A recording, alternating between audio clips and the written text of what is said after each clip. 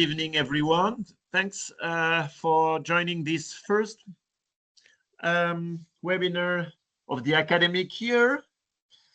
I can see some familiar faces among you, but also a lot of new guests, I would say, which means that the topic is quite attractive for and appealing for our audience. Well, just as a quick reminder, Italy is one of the benchmarks of our country. They have like 626 billion of exports of goods in 2024, which is huge.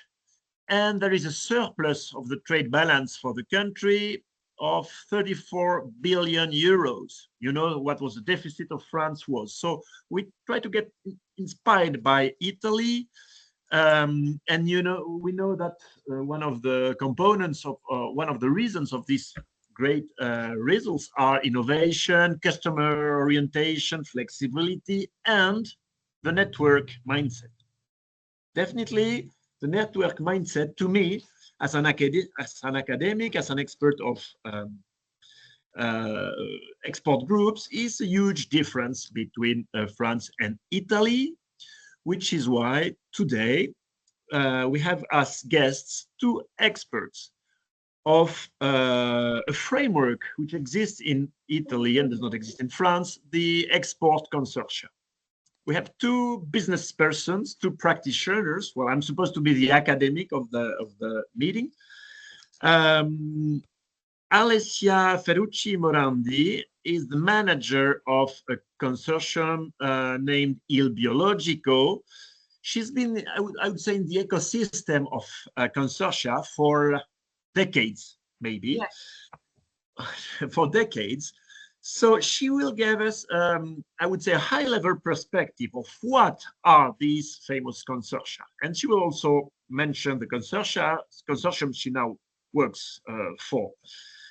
While our second guest, Enrico Turroni, after, I would say, the what, he will discuss the how. How do we do business together? Because he's the manager of 22-year-old, I would say, export consortium in the farming equipment field.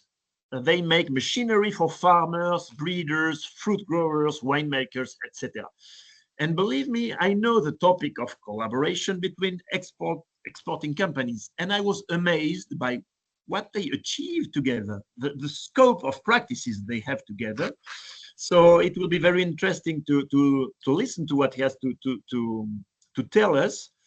So, well, now the floor is yours. First, Alessia, we will speak first, okay, about, I would say, a broad perspective of consortia and your own consortium, I mean, the one you manage, the Il Biologico, okay?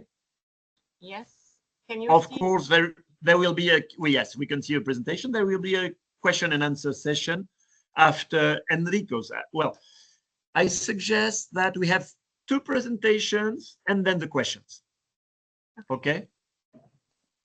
Thank you. Good evening to all of you. Thank you for this invitation. And this was a very important chance for me to go back in my past and trying to evaluate and study the consortia that have been always on my professional path during all these years. Very briefly, now I work for again for a consortium, which is called the Consortia Biologico, but it's not an export consortium, even if it could get, if it could become an export consortium, modifying its statute. Consortia Biologico is a promotion consortium. It started when, of course, it is in the organic sector.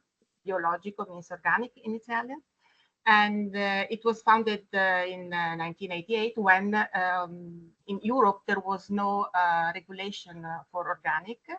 Then at first, the Consortia Biologico became a certifying body. Afterwards, in 2007, we built, they built the CCPB, which is the most important certifying body in Italy for organic, not only for organic sector. And in 2019, we built a joint venture with the German multinational TÜV Nord, and this project is called Oikos. We have been rewarded just because we had some conflict of interest, because we were the certifying body of our member companies. Our member companies are now more than nearly 200. These are very quickly the most important sectors. These are this is just a general view of the brands. Maybe you know some of them. Remember that totally they have the member companies of Consortia Biologico have a turnover of 14 billions of euros, considering that, of course, it's not only organic. Considering that the organic turnover in Italy is about 7.9 billion euros. So it's really a huge representation of this sector. We associate companies from the field. I look at Enrico because he's a supplier of many companies of us, maybe to the distribution. Consortia Biologico is a national consortium. It is located all over Italy, mainly in northern Italy. And we still control CCPB, but through the joint venture I was speaking about before, that certifies about 13,000 companies in Italy. And of course, this gives us resources to promote the Italian organic all around the world. That's why I said Biologico is not an export consortium, but it works as if it was an export promotion consortium. This is a rapid view of the world. CCPB is present all over the world through its offices, and of course it can also certify in many countries all around the world, thanks to the agreements that are among the different countries in Europe. Before being the manager of Consortia Biologico, I worked for nearly 3 decades in CNA. CNA is one of the most important private associations in Italy, and in CNA, I was the responsible of the international service office in CNA Bologna, which is the most important office in Italy as far as CNA is concerned. CNA, together with Confindustria, maybe you know this name, it's the Union for Industrial Companies. They were the most active associations in creating consortia. And the strict relationship between association and consortia was very important also to the government since the very beginning, because they were aware that the associations had to be seen as a sort of laboratory to build the consortium. And as a matter of fact, the law itself said that if a consortium had its offices in the premises of an association, could get more money. This is a general, rapid, quick view of the consortium I manage directly. As far as association is concerned, I was not, of course, and my colleagues as well, president of this consortia. We had about 9 consortia active in many fields. Now I'm still active, I am still working for BioExport. When I decided to leave CNA to move to Consortia Biologico, BioExport, because the same sector came with me, and we are doing things together, project together abroad with Consortia Biologico. Yes. Now, what is a consortium? According to the Italian law, it's the civil code that says that to us. It has to have at least 2 companies, but the export consortium law says that they have to be at least composed by 8 companies. So the first important thing is that they have to gather at least 8 companies.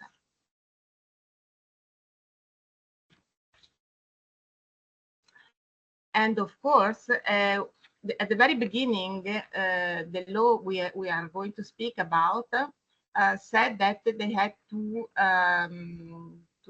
associate above all as SMEs, small and medium enterprises, because they were the best target to help Italian companies to go abroad. Not the big companies had the need to be involved in a group organization, but the small and medium enterprises, yes, because they have, as all of us know, knowledge and resource barriers that can be overwhelmed in structures like consortia. Notwithstanding the law, there can be many types of consortia and export consortia, promotional consortia, sales consortia, single sector consortia, multi-sector consortia, regional consortia, but multi-regional consortia. We will speak about this latter point later on. Promotional consortia, of course, are more usual because the extension of the delegation is not so wide as in sales consortia. And as a matter of fact, when we have to do with sale consortia, sorry. Okay. They have, I think that there are very rare examples of that, but I found one among my companies. I didn't know about that. I read the results of one of the last calls of the Minister of Foreign Trade, and I read about Gourmet, which is a consortia of now 21 member companies, and they have also a network with 80 companies. They offer to the market, to the foreign markets, a great proposal of cheese, Italian cheese, from all over Italy, and in 2021 they had a turnover of 10 millions of euros, and always in 2021 they opened their first subsidiary in Great Britain after Brexit. So single sector, multi-sector, according to my experience, multi-sector consortia are not successful, cannot be successful. They must have all the member companies must work, must belong to the same sector. Going as quickly as I can back to the law, the first law that regulates the consortia was in 1989. As I said, the law said that the companies could be involved in such aids had to be small and medium-sized enterprise, not bigger companies. They had to be no profit, of course, and they had to have export as exclusive purpose. As a matter of fact, the first this first law was not quite performing, just because, yes, they gave money to the companies, to the consortia, but they gave money on the basis of expenses incurred in the previous year. That means that there was no evaluation of the international plan and of the internationalization plan. And this, as we saw in the following years, was really a weakness of this measure. Just a rapid information: this law granted financial aid to consortia up to 40 till 70% of the expenses they incurred the year before, till a maximum of course, it is converted in euros, till a maximum of 155,000 euros for the biggest consortia. That means for the consortia with more than 74 members. Then another milestone in the history of the measures sustaining consortia was 2000, because in Italy, I don't know how it works in France, but well, the authority for regional consortia was transferred to their respective regions. We had the so-called Bassanini reform, a sort of regionalization of many competencies that previously belonged to the state, like internationalization, was transferred to the region. Yes, I told before we will speak later about multi-regional and regional consortia. With this regionalization of this measure, the multi-regional consortia remained with the Ministry of Foreign Trade. The regional consortia went under their regional government. Then Emilia-Romagna region had at the same time another measure, another call for consortia, and summing up the two measures, the so-called 83 law and the other regional measure, consortia got on those years about the 80% of aid on their expenses. Of course, we went through a rationalization of the measures. Another important date is 2012, because the law 83 was repealed.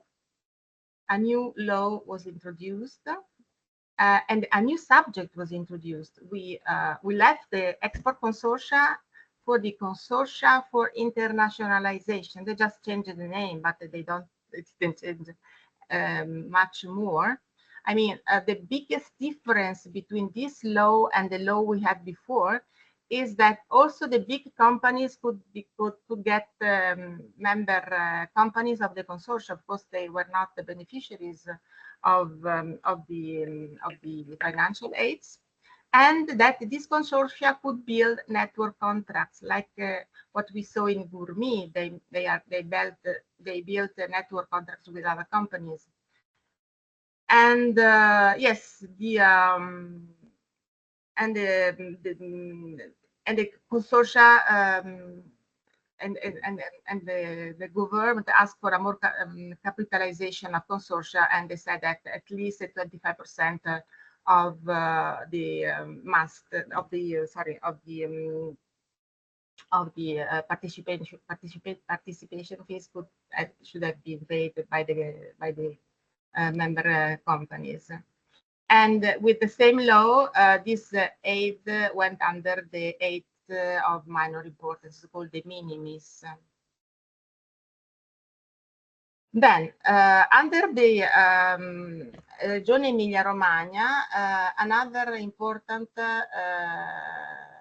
event happened. I mean, Regione Emilia-Romagna introduced the institutional accreditation. They built a committee.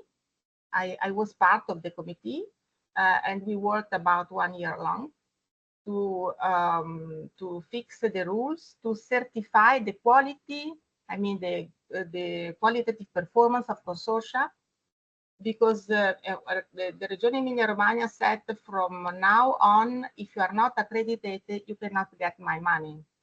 And this strict regulation had the aim of promoting a process of continuous improvement, like the quality organization of the companies, offering structured and continuous support to micro, small, and medium-sized enterprises. Of course, I Regione Emilia-Romagna, go on supporting consortia, but they have to be of help for the companies. In Regione Emilia-Romagna wanted to improve the image of the regional production system on the international markets, and they wanted to create a network of specialized export consortia which could be a stakeholder of the system of international tools for internationalizations of the company. As a matter of fact, but I think Enrico will tell us something later about that, this objective failed because it was a good intent that was not respected at the very end. In the meantime, what was happening in Italy? The national call for multi-regional consortia gather less and less applications. In 2022, they got 11 applications with just nearly 800,000 of contribution. And yes, and the Expo Consortia began to disappear. Regione Emilia-Romagna in 2023, that means one year ago,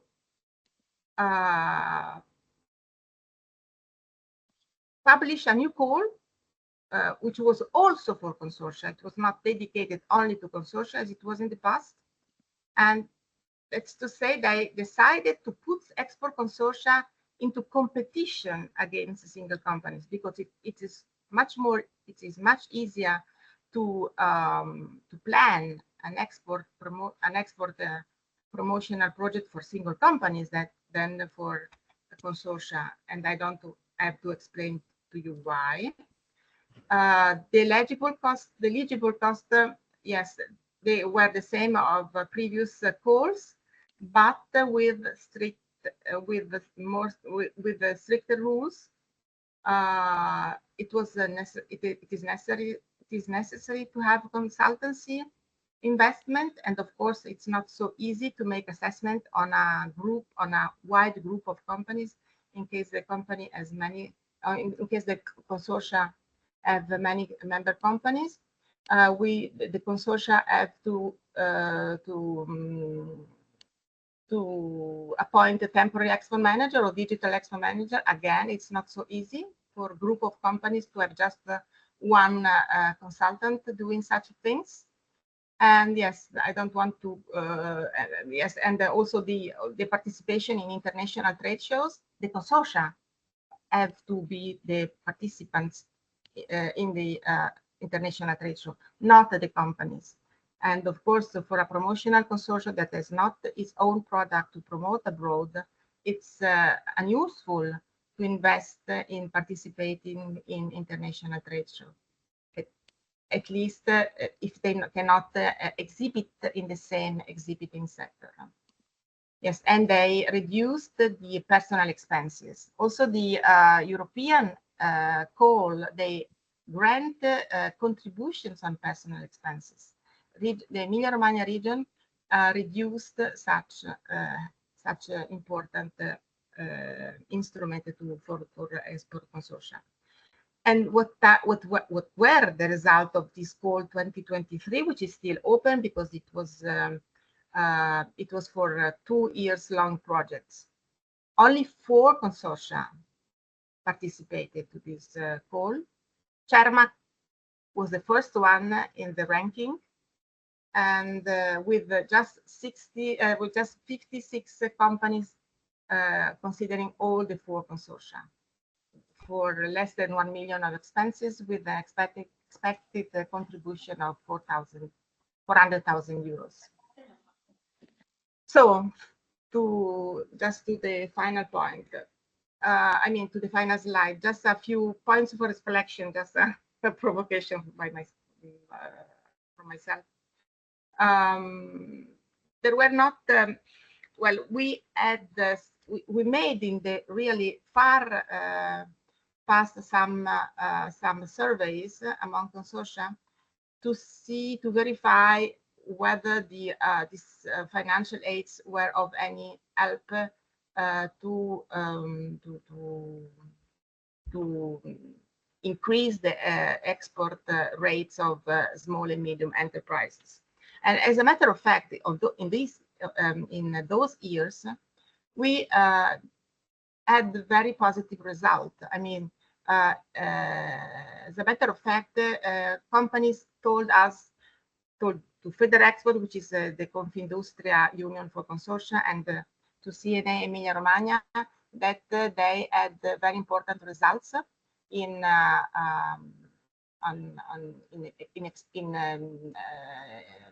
increasing their export rates. And you know what? Also, the export percentage rate in consortia, in the companies associated to consortia was much higher than in single companies considered alone. And in some reality, they also reached the 60% as an average in the companies. The experience has shown us that the subsidies in the past served as an important tool to promote export consortia, but of course, what the institutional government told us is we cannot go on giving money to the same subjects for a longer period, because the consortia have to become self-sustainable. And yes, they can become self-sustainable. We saw before the example of Gurpi. Of course, they are very rare cases. And I think that institutions can become partner of consortia in helping them to become self-sustainable. I had, for instance, another experience with Moda in Italy consortium. This was a very big, the biggest consortium for Italian fashion. We started at the end of the 90s to organize exhibition in the Far East, in Japan, in Korea, in Taiwan, in China, in Hong Kong, and we sold the participation to many companies also not belonging to our group, and we began gaining money that helped us, that Consortia in Italy, to make more and more interesting other projects. But suddenly the Italian Agency for Foreign Trade, ICE, decided that they had it has become that it was time that they could organize such activities on their own, and of course with financial aids we cannot compete with the Italian Trade Agency. About apropos of competition, if it's the law says that consortia have to keep their doors open. I mean, they have the consortia have to admit as member companies all the companies that want to enter that consortium. Of course, it's not possible. Otherwise, it becomes impossible to have self-sustainable structures, because consortia are businesses themselves, and you cannot build your offer to the market. And the manager plays, of course, a very important role in the success or failure of the consortia. And I think that Enrico Turoni is one of the best examples of success cases of export consortia in Italy, and he can tell us his history and the history of his Cermak. Thank you. Okay, thank you so much, Alessia. I'm quite sure there will be many questions about your contribution. Now, Enrico, can you hear us, Enrico? Yes, I can. Okay, yeah, we can hear you. you. Okay, Yeah. so the floor is yours about Cermak Consortium. Okay, thank you very much. Thank you very much. Thank you very much for the opportunity to be here with you. My name is Enrico Turoni. I'm president of Cermak Consortium. I would like to show you just a quick video about who we are.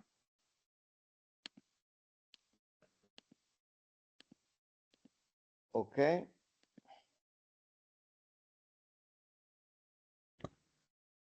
Could you see? Could you see the video? Yeah. Yes. Yes. Okay.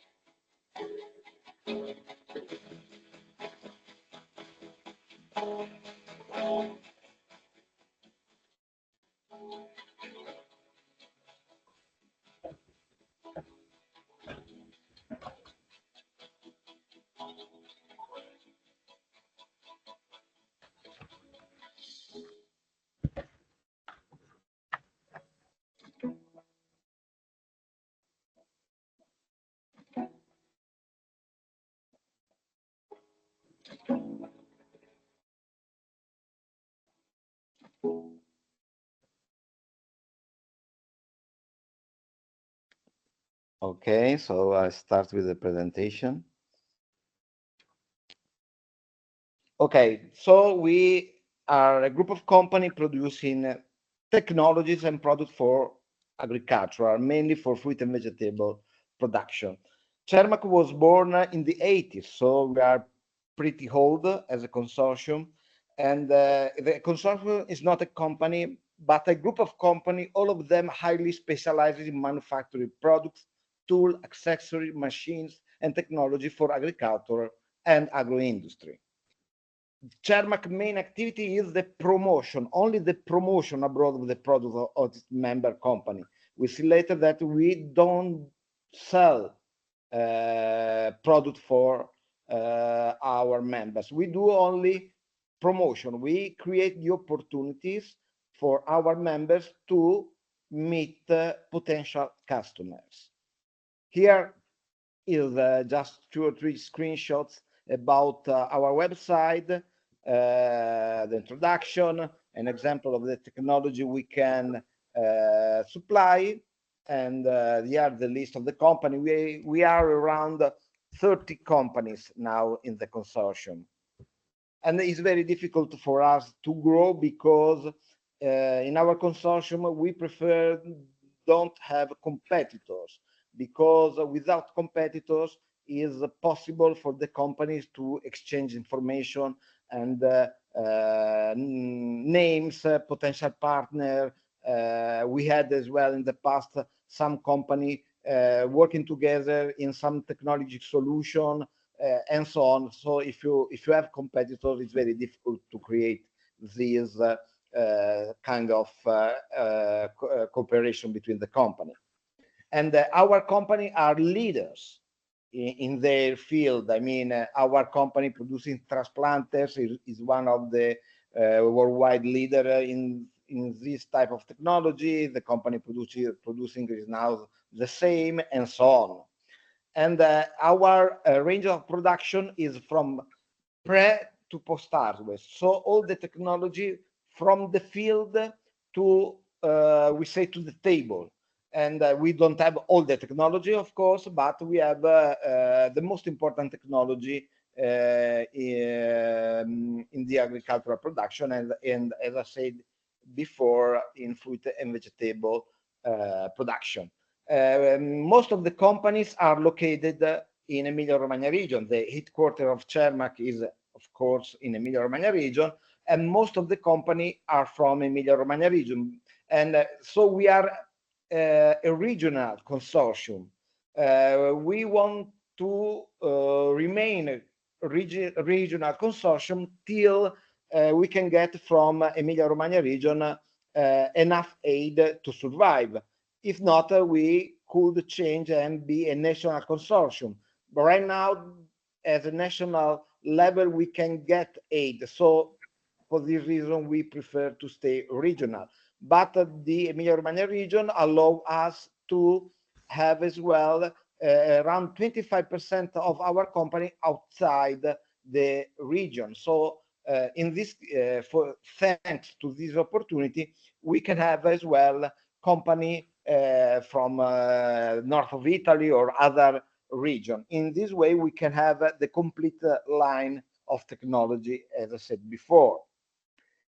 The Emilia-Romagna region is the so-called Italian food valley, because we have the most important producer of agricultural machinery, post-harvest technology, food processing technology as well. We have a lot of university involved in the agriculture and agronomy, Bologna, Ferrara, Reggio Emilia, and so on. So in a very small area, I always say, look, if you do a circle with the central point in Bologna, if you do a circle of 60 kilometers, you have the worldwide leaders in irrigation technology, post-harvest technology, packaging, agricultural machinery.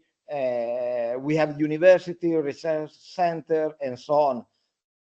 So it's sometimes very difficult to explain that in a very small area we have a lot of technology, research, and so on. And luckily for this reason, probably Emilia-Romagna had a very big development in agricultural sector. Because of course our technology is mainly for countries they are exporting, because if you want to export you need to achieve certain quality standards, and you can reach them with the technology. Or we deal with countries where the retail sector is well developed.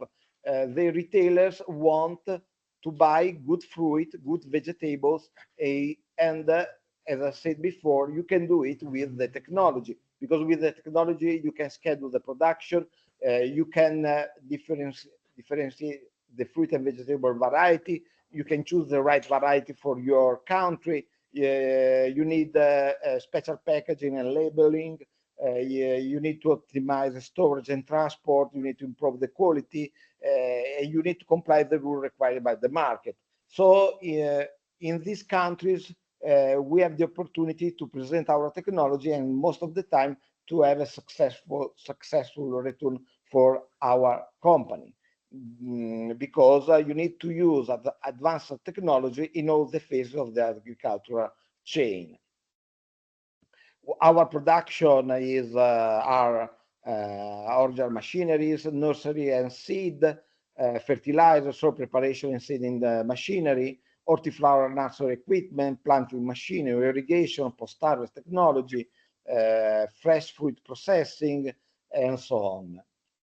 What we do as a chairman, we do participation in trade fairs, we organize outgoing missions, we welcome international traders in Italy, we organize for them a study tour or B2B meetings, we do B2B in presence or virtual, we do test fields, decision support to public entities, foreign partnership, but as I said before, we are not involved in selling goods. But probably in the future we need to think about it, because if we cannot have the right financial support from the Emilia-Romagna region or from the Italian government, we need to think how we can get the financial aid in order to follow up with our activity.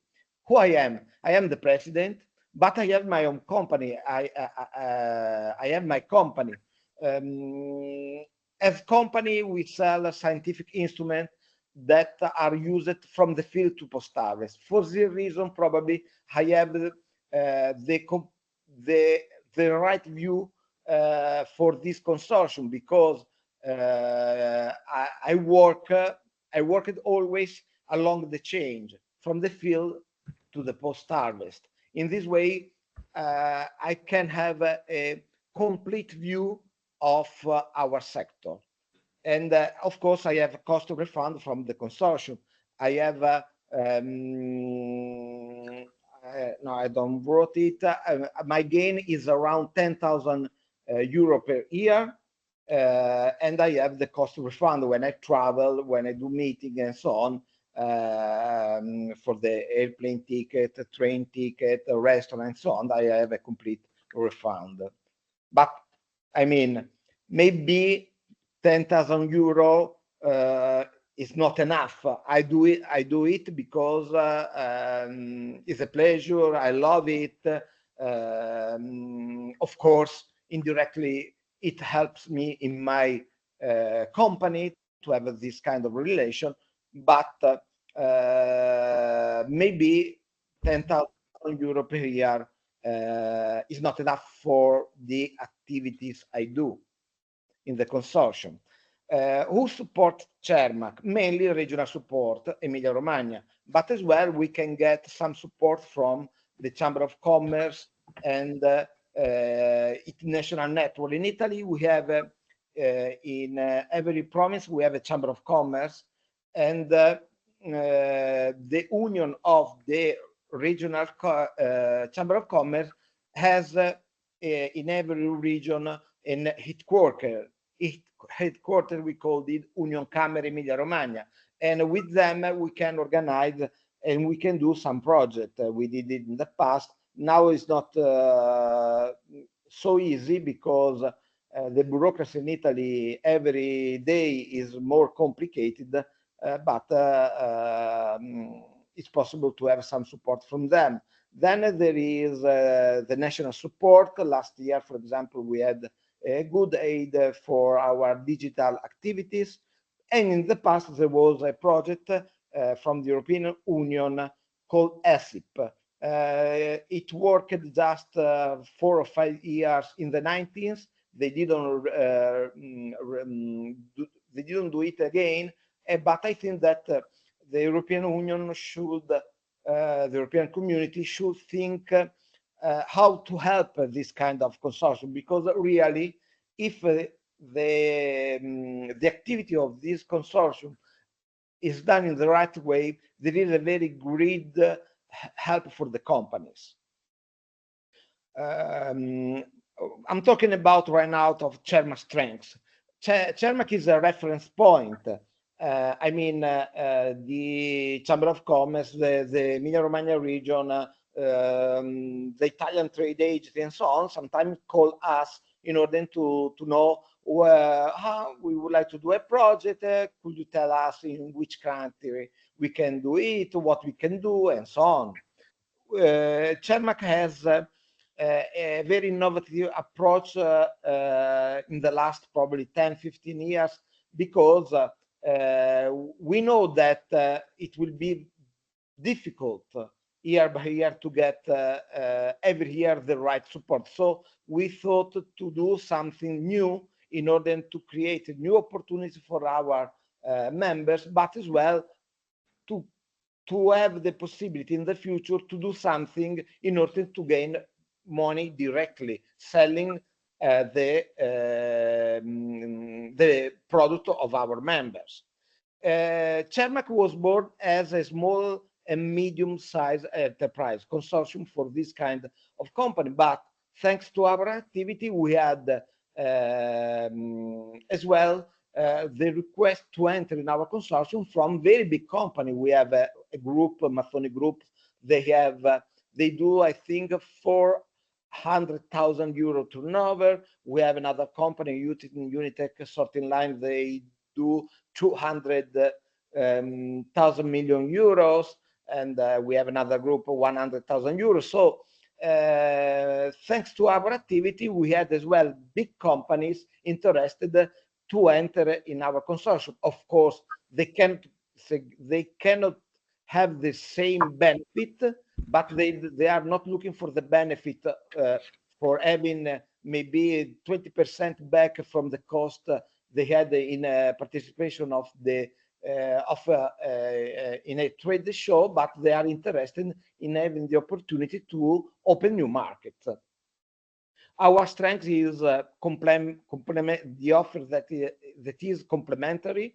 It means that we don't have competitors, and if somebody is interested in our technologies, they can have a one-stop shop, because they could be interested in the irrigation or agricultural machine, but as well in post-harvest technology. And in our consortium, they can have all these offered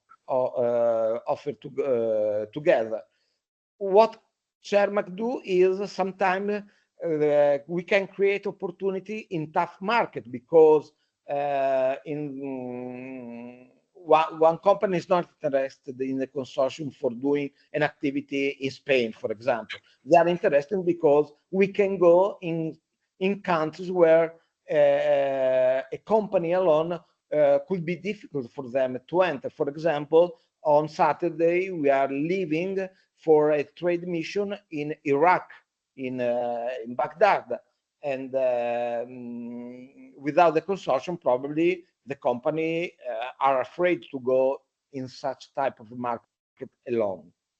What we can do is Turkey project. This one, something that we could do in the future probably in order to have some financial gain, but we are thinking about it. We did something in the past, we are doing something like this, but just a very little exemplar now. But in the future,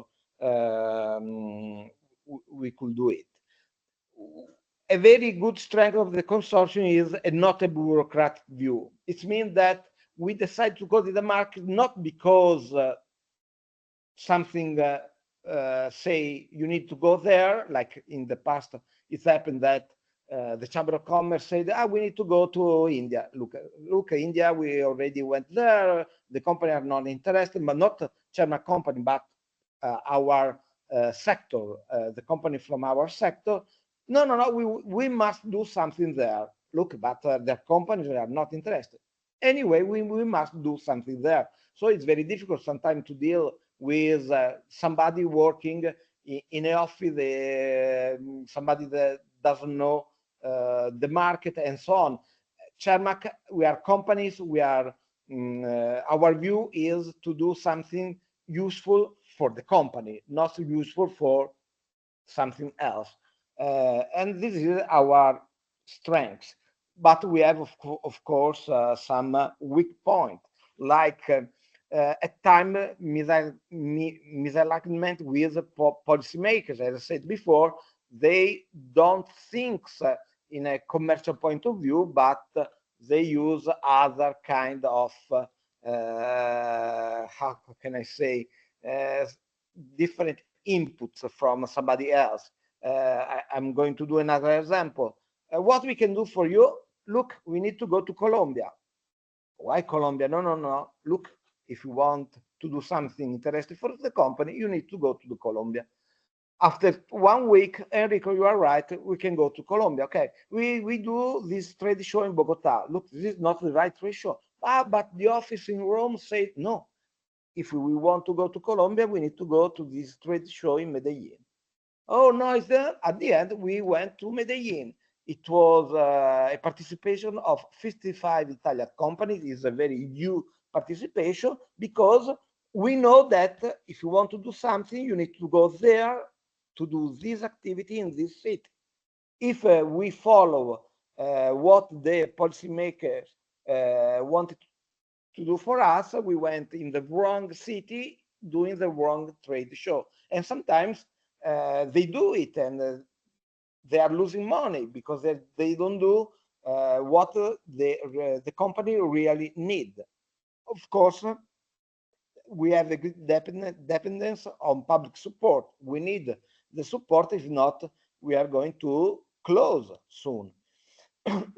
Now is a tough time because we had the coronavirus, so the Emilia-Romagna region, like all the other regions in Italy, spend a lot of money to fight the coronavirus. Then last year we had a very big flooding in our area, so the Emilia-Romagna region helped the people affected by this natural disaster and so on. So it's very difficult to get money from them right now, but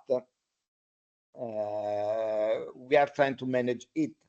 And of course, it depends on the manager. I mean, till I want to work for Cermak in this way, they have a benefit. But in the future, I'm going to follow to do it. I am 56 years old. And what's happened that in Italy, they say, you are a young manager. No, I'm not young. In other countries, at my age, they start to think to retire. But in Italy, it's not. So it's very difficult to me to think to follow with Cermak, not in the short term, but in 5-10 years. I cannot be, I cannot follow to be president. I'm the president for 20 years right now. It's not, I mean, I think that after 5-10 years, you need to change. But let's see. Probably right now, I'm doing a lot for my consortium. In the future, I can do the same. I don't know. In the future, there will be somebody doing the same. I don't know. So we need to think about it for the future of the consortium. Of course, our activity, we do benefit not only for our members, because we enter a new market and maybe other companies knowing our activity decided to go there. For example, in India, we started to work in India in 2004. Then, step by step, other Italian companies decided to do promotional activities in India. And sometimes we have the Italian flag in market swapping. I mean, you go in a trade show, you see the Italian flag, and it's not something that the Italian government, the Italian trade agencies do. It's something that we do. So the new markets start to know that Italy has the right technology for their needs, thanks to our activity. Cermak is a partner of International Trade Fair, MATFUT. It's held in Rimini every May. So thanks to this cooperation with them, we can we can do activities together with them, of course, during the trade show with incoming, but as well, we do several trade missions abroad with them. And of course, we have an international expertise. The Chamber of Commerce call us, the regional offices call us, the ministry call us. So I think that is very useful for them to have an opinion from the companies, because we work to get a result in a short, medium term. So what we do is something we think is very useful for our company. About Cermak future, in the short term, I think we don't have any problem as well without a regional aid. In medium long term, we need to find a regular source of funding, because if you want to structure the Cermak with because now we don't have a secretary. I use the secretary of my company. The bookkeeping is done by an external office. So we need a regular source of funding if you want to have a real Cermak office, a real Cermak director, a real Cermak secretary. Now, most of these activities is done by myself and people from my company. So this is the Cermak. I hope you could get more information about the consortium, about what we do. And of course, here my contact detail. You can contact me if you need any further information. Thank you very much. Okay, thank you so much, Enrico. I'm pretty sure there will be some questions. Well, I'll have a question, or well, you can keep on displaying your slides, please, Enrico. Yeah. Can you go back on slide? You know, the what we do. When you explain and mention what you do, because it was a bit quick, and I'm quite sure there's a lot to say about it. Okay, okay, here. Yeah, can you explain what is? I know because you told me when we discussed the topic, but testing and test fields and foreign partnerships. Can you give us a couple of examples? Because I know that you do more than promotion. Yes, yes. We started in the late 90s to do a test feed. What is a test feed? It's like a showroom. I mean, we find a partner in a country. The first done was done in Argentina, for example. We send to a company, to a research center, our technology. They start to use it, and so they can really see how it's possible to improve quality and quantity of production with the technologies. We did it in India. Now we are very active in Latin America. Next month, we are going to do an open day in Peru. We have a partnership with an Italian institute working with Latin American countries and the University of Piura in the north part of Peru. So in this way, in that country, the people could see the technology working really, and they can see the result. In agriculture, it is very important because the people want to touch. Sometimes when I sell my equipment, if I have an old equipment very heavy and the new equipment, new technology, and the weight is not so much, they touch it. I prefer the old one because it's heavier. And the agricultural sector sometimes is strange. So when they have the possibility to see really the result, to speak with the people using the technology, to get advice, to get information about the technology is very important. We did several of these test fields. We did it in Colombia, in the Dominican Republic, in Tunisia, as I said before, in Argentina, in India, and we are doing a new one will be launched next year in Central America. And of course, we need to find a partner that pay the technology, because we don't send for free the technology. We send them at no cost. We give the support, the technical support. We involve in our project mainly the University of Bologna, but the people need to pay for this technology, for this agronomy support at cost, as I said before, but they need to pay.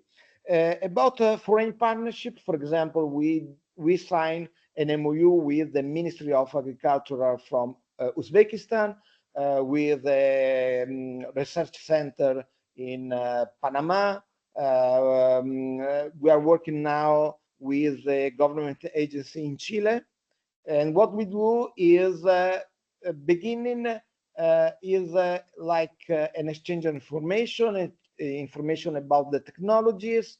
And we did as well in the past some course, a program for teaching to the people new technology for this crop and this crop, what you can use with the technology park in India. So, and the people is very interesting. And now, after coronavirus, the most of the government discovered that it's very important to produce food and veg in the country, because for a problem like coronavirus, they discovered that due the cost of logistics, due the problem in importing the goods, sometimes they get lack in supply of these in the food, and this is a very big problem. So a lot of government now are working in agricultural projects in order to improve the local production. And for us, is good because most of them need the technology.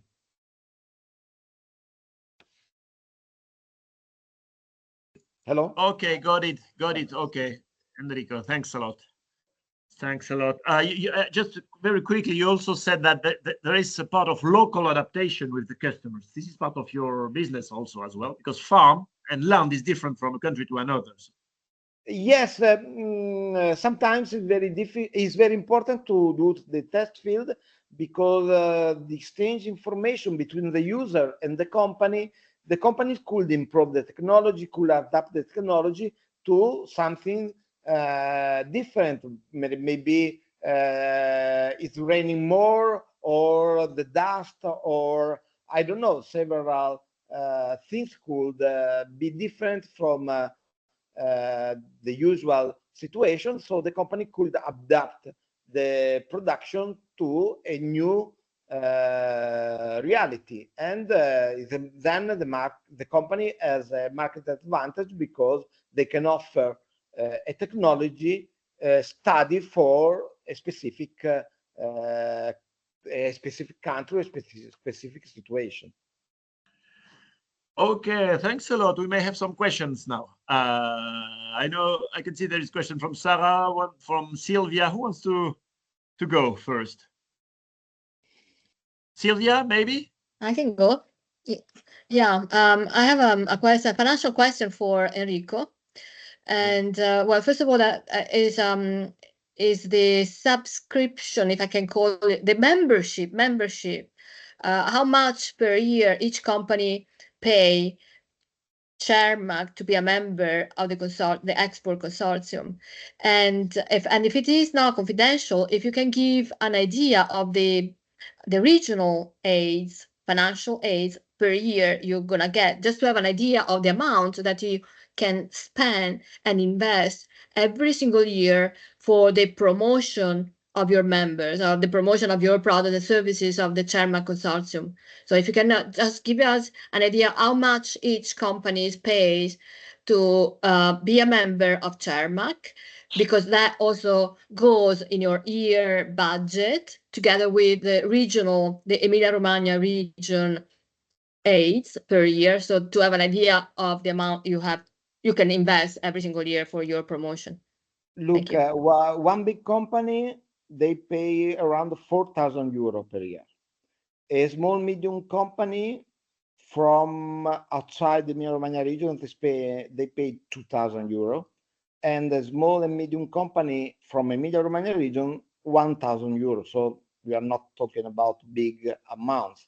And not now, till 3 years ago, we get this kind of aid from the Emilia-Romagna region. We presented a project around 300,000 euro, and they gave us 50, almost from 40 to 50%. So okay. It was okay. Very good aid.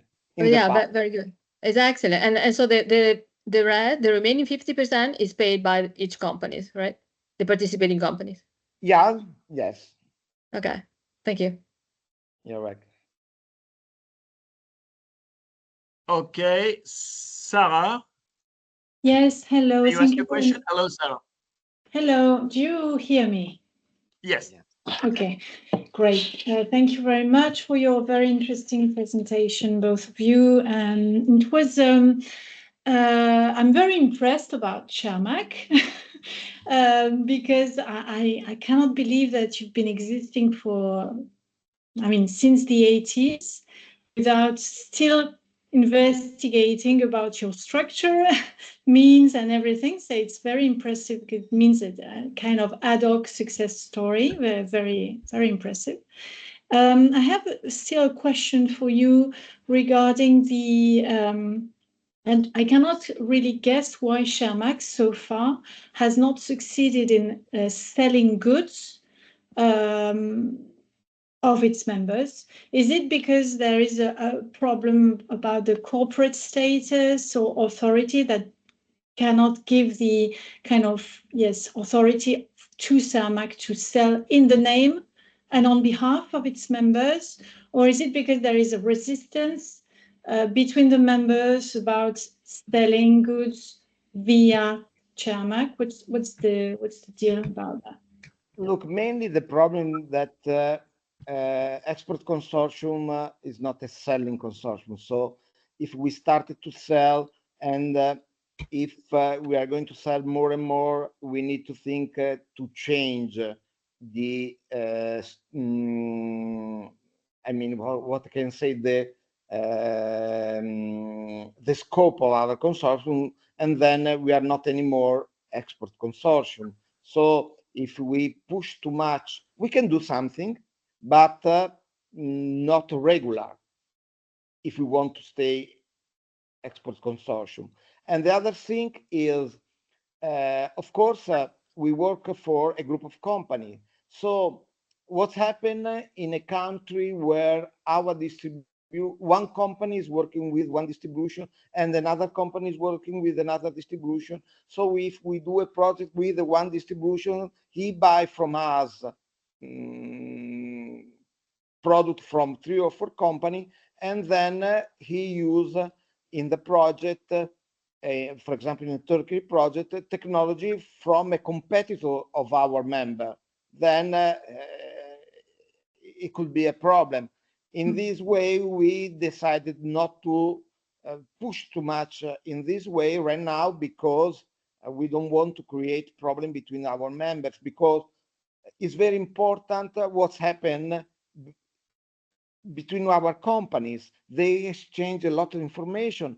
I need an importer in Colombia. I'm working with this guy, is very good one. I'll present you when he's going to be in Italy, or we can go there. And this kind of exchange information is very important. And in this way, we create the possibility for the company to be free to exchange information, because they know that we are not competitors, we are not fighting each other, but we want to cooperate.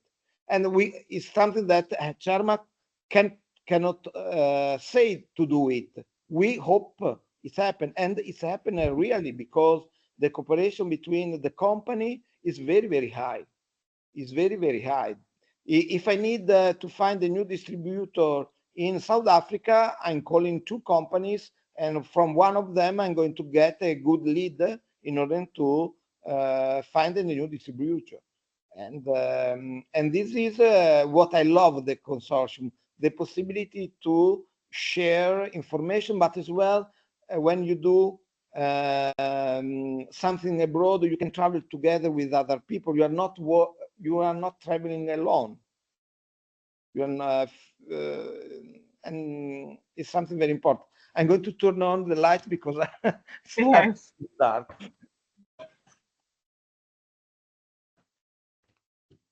Thanks. Sorry.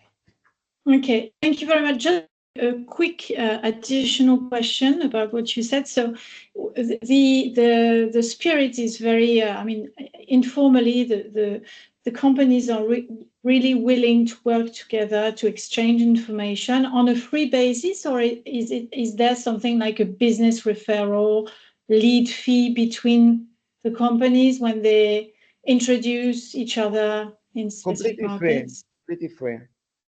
Completely free. Okay.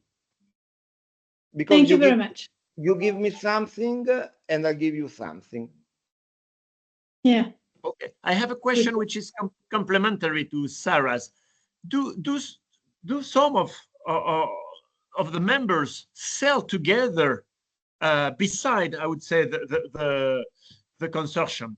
Okay. Yes, we have company cooperating because I'm doing an example. Company is selling a sorting line for a fruit and veg warehouse in Kazakhstan, and they say, "Oh, look, I need to sell as well cold store. I buy cold store from you," and it's happened. It's happened. I buy this irrigation technology and I need these accessories. I buy it from you. Sometimes the company buy from another company, from a competitor, because I suggest the cooperation, but it's up to the companies. But the relationship, the commercial relation between 1, 2 members, 3 members is very, very high, thanks to the consortium. Okay, thanks. One little consideration about what Enrico was saying, and about what Sarah was asking. I mean, the information, the sharing of information between the member companies is really a big value, a big treasure. And I think that institutions that are not so entrepreneurial minded, they should pay such organizations to give the services to the companies because they need money to exist, not because they want they have not because they have profit aims. And yes, I think there maybe the institutions failed. I mean, recently, I don't know if they will understand what they can lose. I mean, the expertise of a consortium like Cermaq is really a value for Emilia-Romagna region, but for Italy itself. Thank you.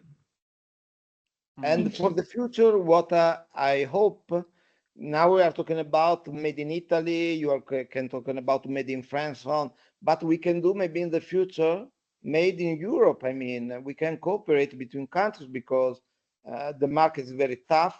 In our sector, Asia is pushing a lot. And I think that not in short term, but I think that the European community should think about this experience in order to help the company to go abroad, and not only from our regional base, but in European base. Yes. Sarah, are you done with the questions? Because your hand is still. No, I Right? have another question, but I don't want to go to bypass Cedric, who has also a question. Cedric, go ahead. Thank you. Okay, thank you. Yeah, I have a couple of questions. I mean, first of all, you mentioned both Alessia and Enrico the importance of public funds for your projects. What if you have no public funds? What is worth? I mean, is it worth going to go your way, or is it feasible, or is it? Do you have a return on investment without public subsidies? That's the first question. And if you do not have the money from the region, what about money from trade associations or syndicates? We have in France competitive clusters because there are, let's say, private. I don't think there is any public money there, but there are only subsidized by the money from small companies, but also big companies. But it's also a possibility to get money. That's my first question about the funding, and my second question is about the purpose of these consortiums. You mentioned no sales, but do you have the opportunity to bid together on large public tenders? I don't know if in your industry there is a large public tenders for a country, by a country, or by anything.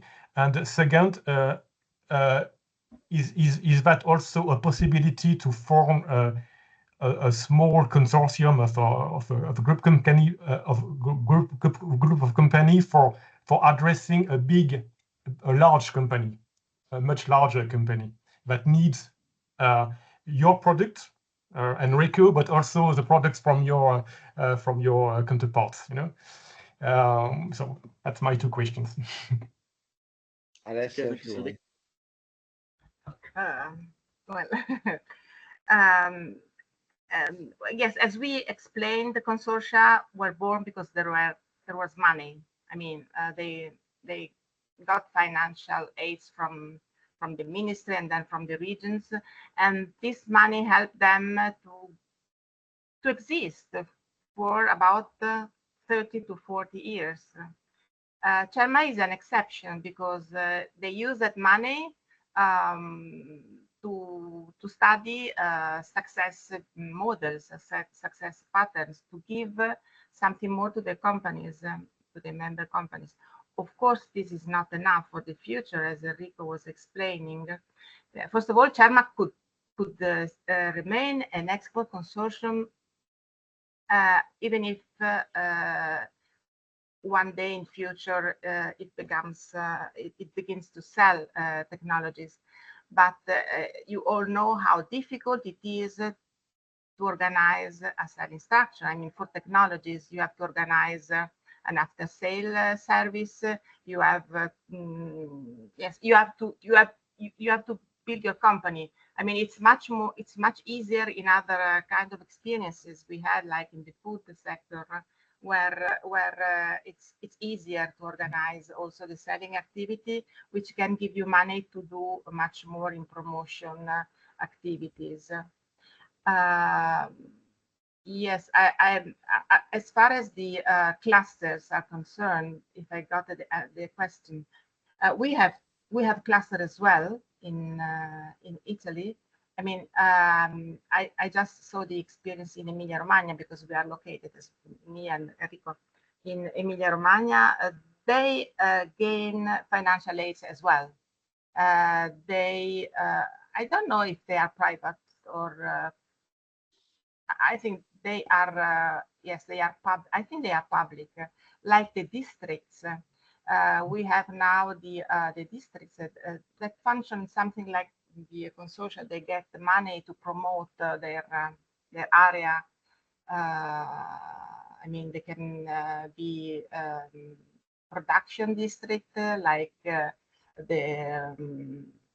automotive, like some food specialties.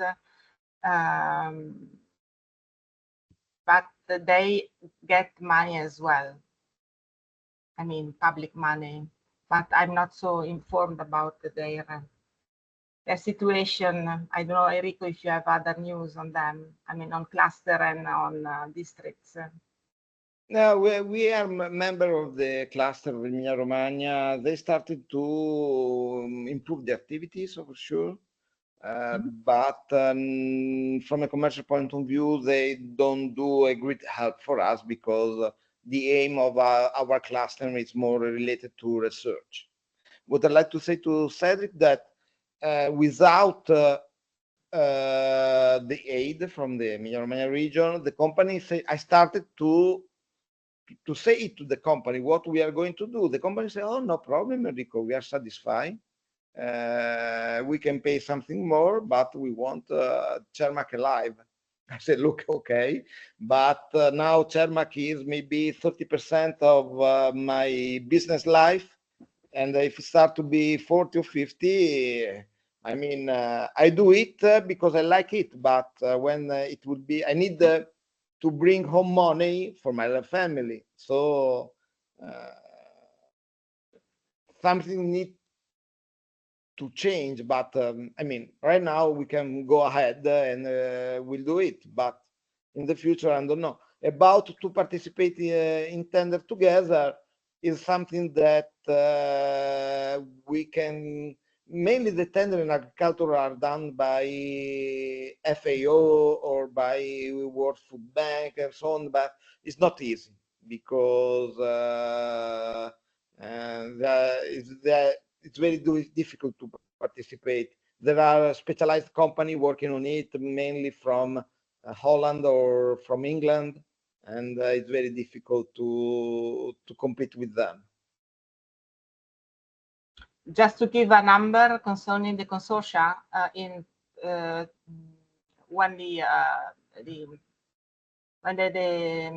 internationalization task was transferred to the Emilia-Romagna region, the consortia were about 38, and now, as you read, only 5 applicated to the new call. So, I mean, this is just a sort of reply to your question, Cedric. I mean, it's very difficult to keep them alive if they're not special ideas how to, and if they're not helped by the institutions to find new roles, like to be stakeholder of the system of the region or of interregional projects together with the public institution, because Enrico is right, they have not entrepreneurial minds. They need to have such collaborations with enterprises like Consortia. Okay, I have two. Oh, sorry, Emmanuel Lefebvre. Yeah, please. Hello, Emmanuel. We can hear you. We can hear you, Emmanuel. I think, okay. Is that better? Good. Yeah. Okay. Yeah, I understood the logic of the consortia, the trust, the information gathering and sharing, the logic within one industry sector with no competition among each members. I'd like to know if the members stick to your consortia and if they're happy about it, you must be able to measure how much business they gained from being partners of the consortia in terms of did they go from 0% export to 20% export or 50% export of their global turnover. So, because if this is a success of Italian export, you must see it in the books of each and every of your member, right? It's not easy because our companies, they are export oriented, so they do a lot of activities. So I mean, and as well, sometimes it's not easy to have from the company a feedback because sometimes they don't want to share that they enter in a new market. I mean, most of the company, they share information between each other, but sometimes it's not easy to get, thanks to Cermak, we enter in this market. And as they do, I don't know, 10 trade show per year, they do 20 outgoing mission, and they do with Cermak 2 trade fair and 1 outgoing mission. They cannot estimate the activity of the consortium.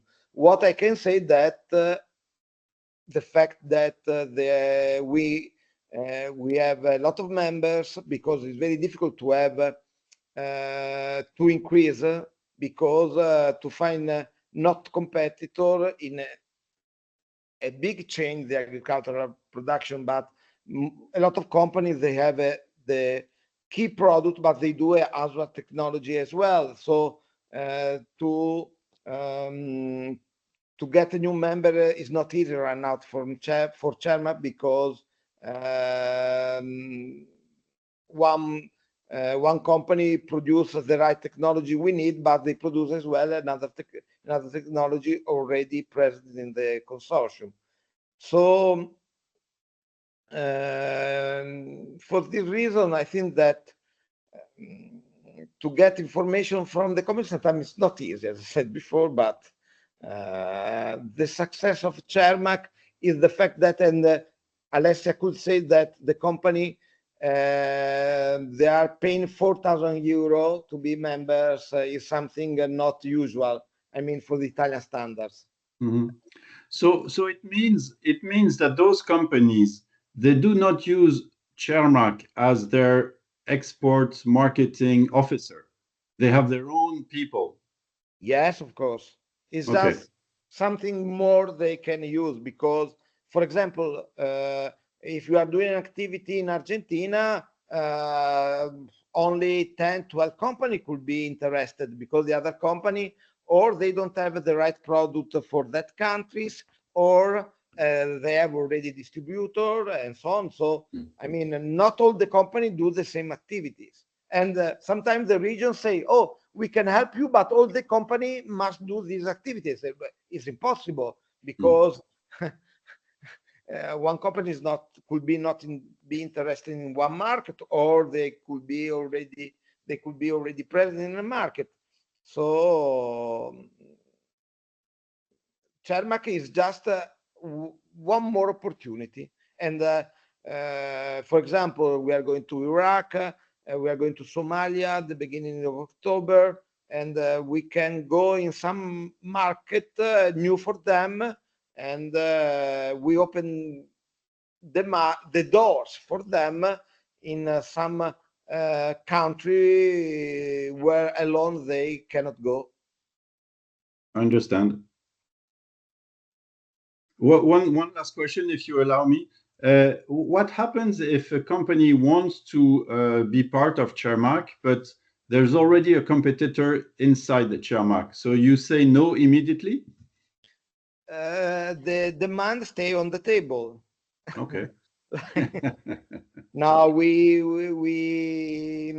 say to the company, no, we have already the technology, and I'm sorry.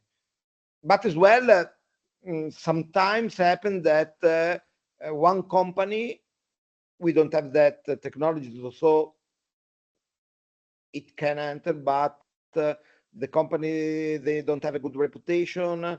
We know that the general manager creates a lot of problems, and we don't. I mean, what you want to enter? We send an email. Mr. Lefrère from this company want to enter. They do this. Who has something to say? It has. He has 3 days to inform us, and then we receive a phone call or emails. Look, it's my competitor. Look, is not a good company, and so on. And then we inform the company, yes or no. Okay, some kind of informal Godfather system. Yeah, yeah. Thank you. You're welcome. Okay, I guess they gather physically quite often because they belong to the same region. I mean, the managers or the bosses.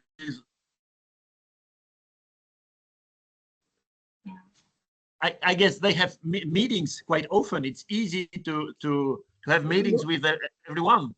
Yeah, but for example, the first week of October will be Madrid for the trade show, and we are going to be like 14 companies. Then mid of November we have another trade show. It will be around 16. So we have during the year a lot of opportunities to meet together. We do one meeting altogether per year. And then I don't love it, but with virtual meetings, it's possible to meet them. Good.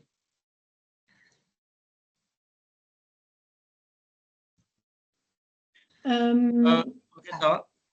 Yes, may I ask a quick last question, maybe to Alessia? I'm not clear about one thing. Are there any consortia gathering a group of competitors in a single sector, or is it completely prohibited under Italian law? Or is it a question of not being able to claim for subsidies if you are a group of competitors? Or is it simply difficult to have this kind of configuration due to anti-competitive laws? You see about the exchange of information between competitors. It's quite a great concern.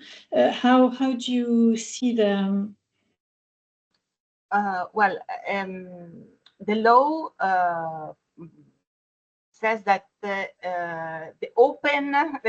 doors of the consortium must be open. I mean, they have to admit all the companies that ask, if they use the public money, all the companies that ask to be admitted to member company.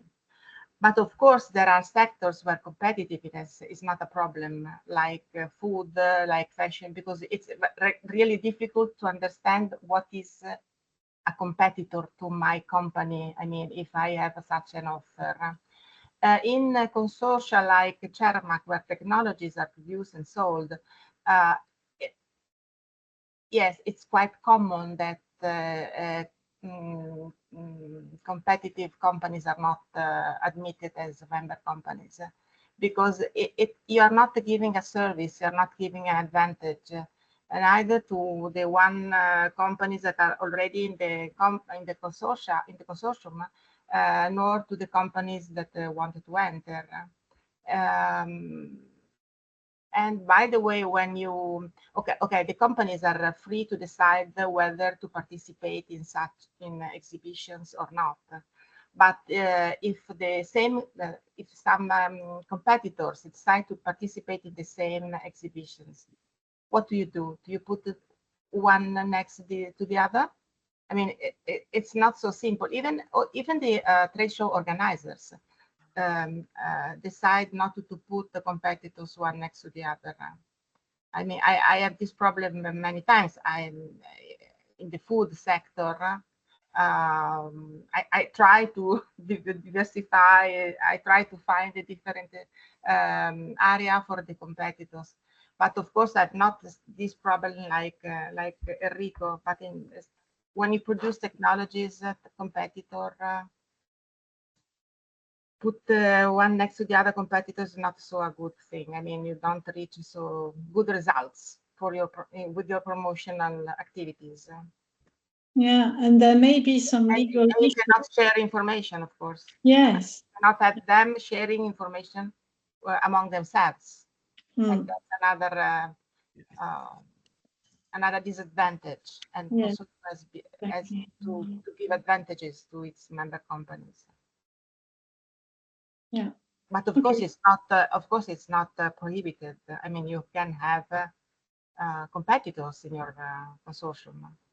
Yeah, but it's from a practical standpoint, I cannot see, for example, a big meeting with competitors and some other companies who are not competitors. And how do you make do you have to make some clean rooms with non-competitors exchanges freely information and others which are competitors on a range of products, for example, not exchange information? It seems to be a bit counterintuitive. Yes, Enrico was telling us something very important. Not only competitors, I mean, not only competitiveness is a problem, also the reputation. I mean, when you have in your company, in your consortium, companies that have a bad reputation on the markets, it's really a problem. I mean, competitiveness is a problem, but reputation is a problem as well. And so it's an adventure. Yeah. And in the organization of a consortium, for example, do you have something like a common service, mutual service, which is monitoring or checking out the reputation of the members, for example, due to social networks, the bad things or bad buzz, and at a certain point, someone belonging to the consortium could be excluded because it's kind of, altering or deterring the image for the whole consortium. Do you have a kind of policy, a community manager policy, checking out how the members are behaving? There are some rules, but very general rules. Correct, Alessia. I mean, we have we call it the statuto. We have. I mean, luckily, till now, for Cermak, we had on this kind of problem, but it's something that could happen, and really, probably, we need to set some rule before, because when it's happening, it's too late to sometimes to. It's probably something that we need to think about it, because the reputation is very important, and the feeling between the companies is added value that we must protect. Yeah, yes, of course. Thank you very much. Thank you. Thank you so much. We learned a lot from you, Alessia and Enrico. We're very grateful for what you did tonight for us. So big thank you from the participants. There were a lot of questions, believe me, which shows how interesting was the topic and the way you dealt with it. So I wish you a great trip to Iraq, Enrico, next week, you said? Thank you. Okay. Thank you. And Alessia. Thank you very much, Alicia. Thank you, Enrico. Alessia, thanks so much. Maybe Sylvia, you can tell what the next webinar will be. Yeah, as a wrap up, just very shortly, the next webinar is going to be in November, and it's going to be with another Italian. It's Antonella Zuccella from Università di Pavia, and she's going to talk about the Industry 4.0 and 5.0 and how that is going to help international trade. So the topic is very, very interesting. And then before that, in October, we're going to have the second debate of international trade with Alain Bentejac and Jean-Luc Demarty, and that is going to be more about Europe and the new commercial wars between Europe and China. And that is going to be probably October the 2nd, but you're going to receive all the information in the next weeks. So a very big thanks to Alessia and Enrico. It was very, very, very long. And I think indeed, as Jean-Christophe said, there was a lot of interest on the topic. Is really like a big theme here in France. And because actually there is not much going on, a little bit is growing.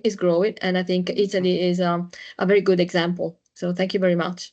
Definitely. Thank you. Thanks to you, and please keep us informed about your future initiatives, and maybe we can do something together. I mean, also with pleasure.